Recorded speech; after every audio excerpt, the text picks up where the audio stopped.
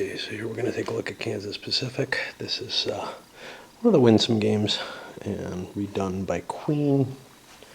I guess this is the first chance to do so. Here's my now meager game collection. There's probably about 500 more in there that are just magazine games and stuff that I haven't dealt with. I'm in the process of moving into my new digs. Who knows how many months it'll take me to actually get everything sorted out. The big problem right now is the kitchen counter. But anyway, we'll take a look at the other big problem is I found a game store in town where I can game with people, and that may curtail my solo play quite a bit, because it's not just a matter of gaming with people, it's just that I feel very comfortable going there, and this is a much better town for me than Phoenix was in a lot of ways. Anyway, let's take a look at what Kansas Pacific is like. So first we'll do, now I have a history with these Winsome games, and it's generally, I've played another one recently. I played German Rails again recently, and played it opposed just a couple days ago. It's generally,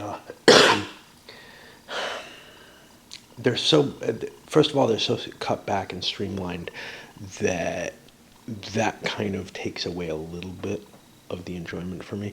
But the other thing that's involved in them is that they often have a lot of auctioning going on, which is difficult to do solo.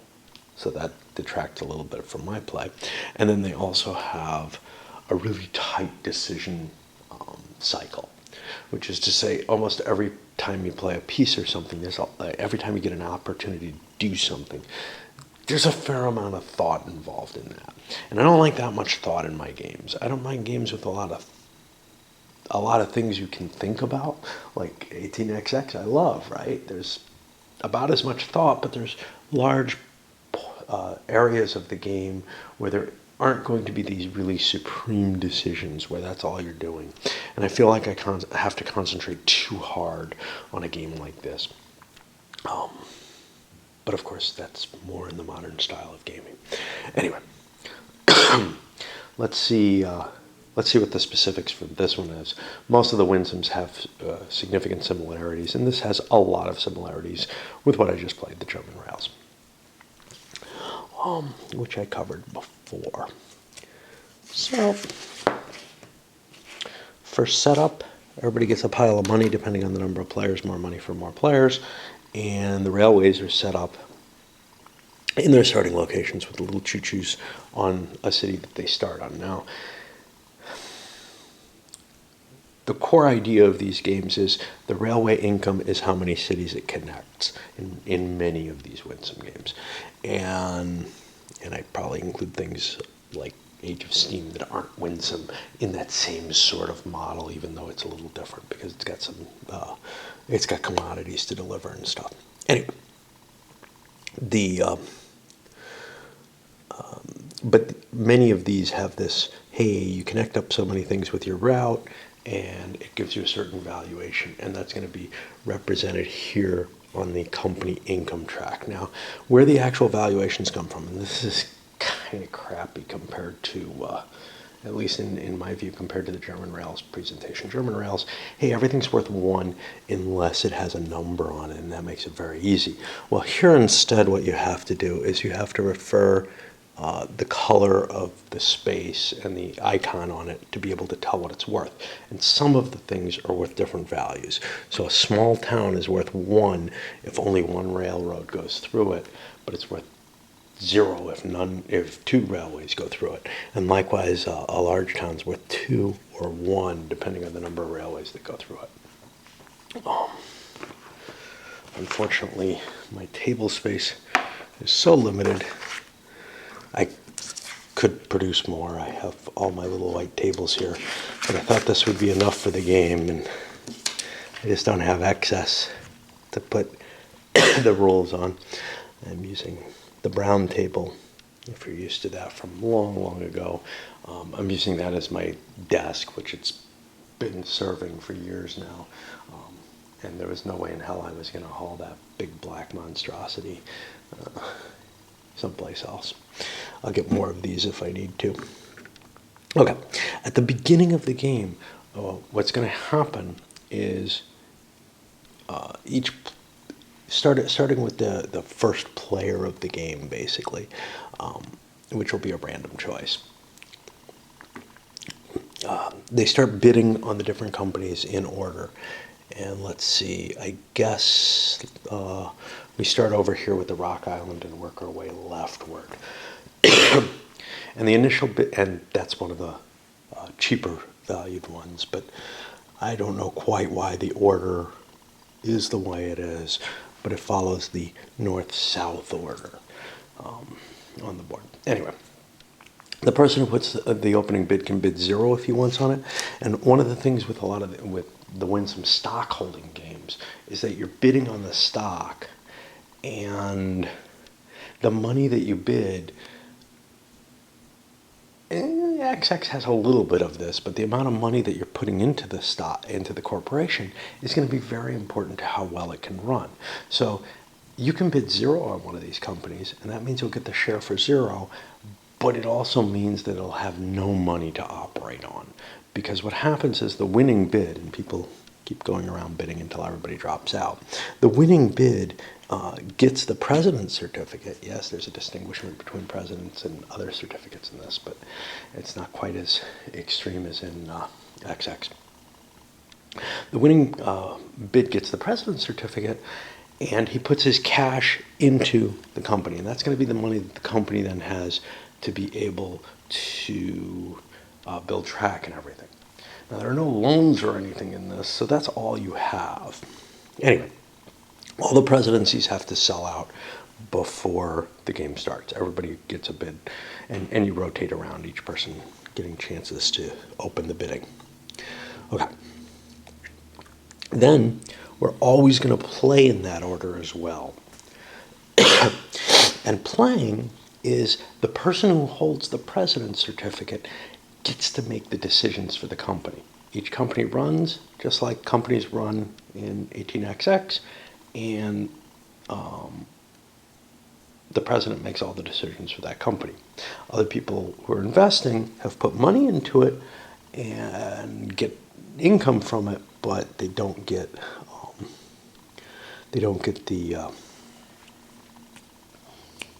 any decision making. Unlike some of the Winsomes where two people can back and forth work on a company at the same time, which can cause some weird things. I don't know. It's an interesting design. Okay, so the first thing the president can do is he can choose to issue a share of that company, and he puts it up for auction, just like the president's certificates were put up for auction. And that adds more money into the company treasury. It dilutes the stock of the company, making each share worth less in terms of the income that they make, unlike some of the other games. But it also brings that additional cash in, which can allow you to have a greater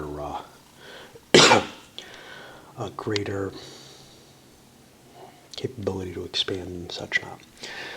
The next thing, let's keep opening these up. Okay, I guess it's all there. The next thing is you determine the president. So if somebody has more shares than the current president, they get the presidency at this point. And the reason that might happen is you just issued a share. There's not really much else that changes that.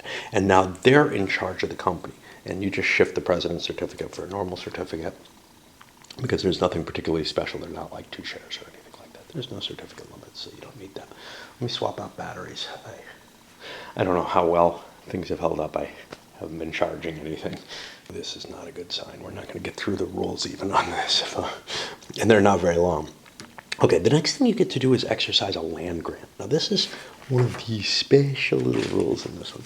And I don't know, there's probably another Winsome that works very much like this without some of the special stuff, but this one seems to try to be kind of XX-ish. I just don't remember. I mean, B&O I know is kind of XX, and maybe this is more like that. This line right here is where the land grants start. You start getting, you have to remember the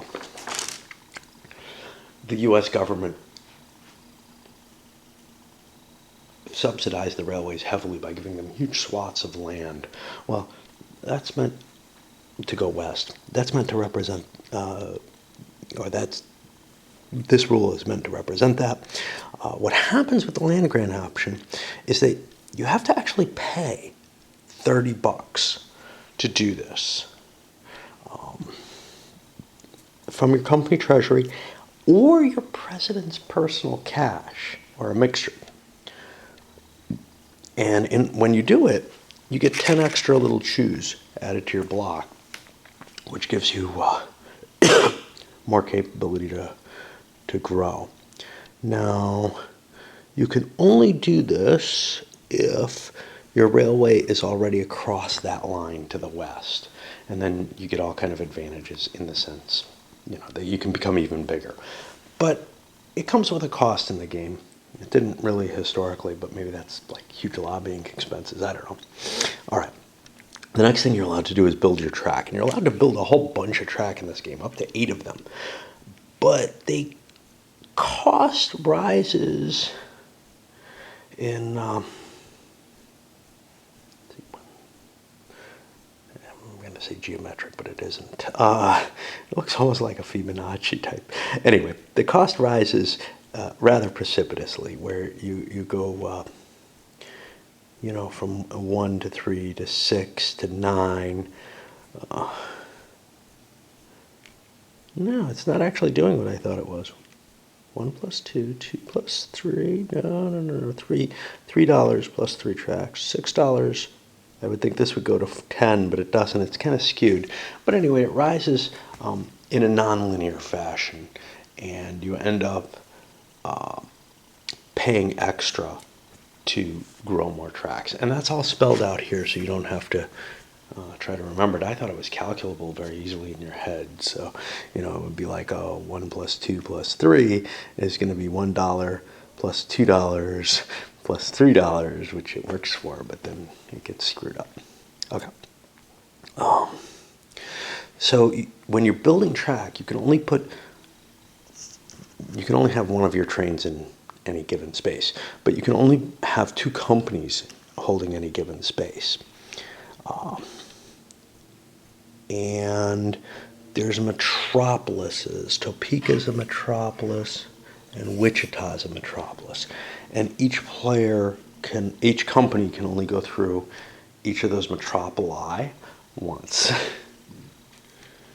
Track has to be contiguous. You're just building off of it, but you're allowed to branch for whatever that matters. That's all pretty standard, I think. Okay.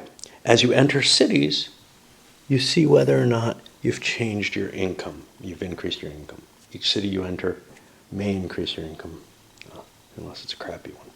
But you may also be reducing other people's income when you're hitting these small towns. And I gotta swap battery because it's about to die. Okay, still not a lot on any of these, but that makes sense. Okay. The next thing is that you must pay your dividends. And to do so, you take the current income and divide it by the number of sold shares. And you actually round up, so there might be some extra money made. And each person who owns shares of that company gets that amount of cash. And then there's this track here where we put a choo-choo for each company to indicate how many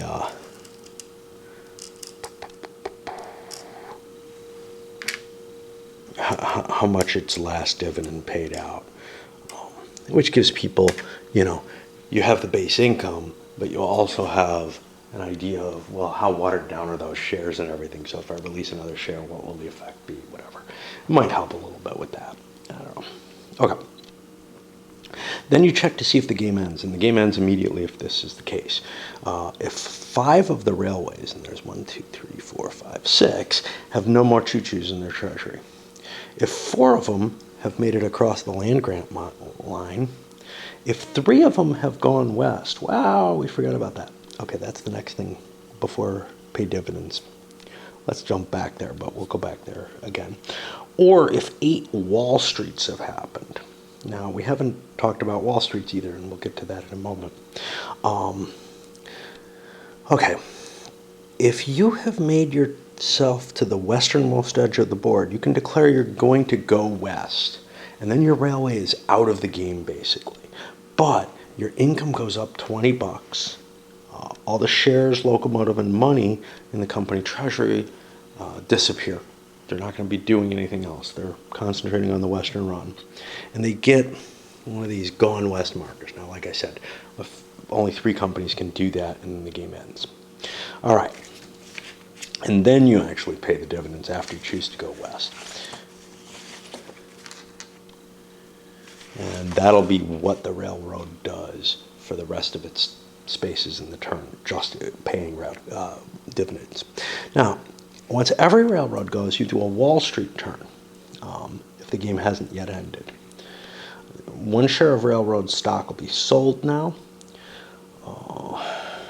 Only those railroads that already have unsold stock are considered. Railroads that have no available stock, if they went west or whatever, will be ignored. You take the railroad stock with the highest paid dividends on the dividend paid track. Well, there's a reason that you have to keep track of it. So the one that is sort of, I guess, I don't know, has sort of the best valuation to earnings or something like that, or earnings to valuation really, is going to be put up for market, and the tiebreaker would be the reverse of the normal order. So the Frisco would be the first one put up if 2 companies are in the same position. So basically what you have is, if something is, got a high income because it only has a high dividend because it only has like the president's share out there, this forces those shares to come out. Okay.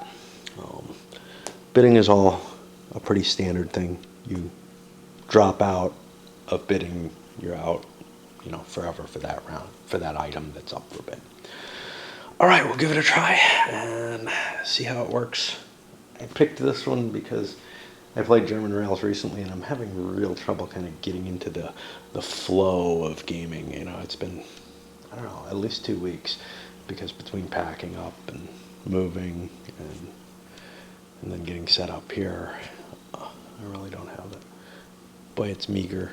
My gaming situation is meager. This is a huge room. I've taken over the living room in this place. It's just a matter of what I take over the living room wherever I am, but it's just a matter of where my priorities are. Well, I put my priorities on gaming here. And my bedroom office combination is off in the bedroom part. All right.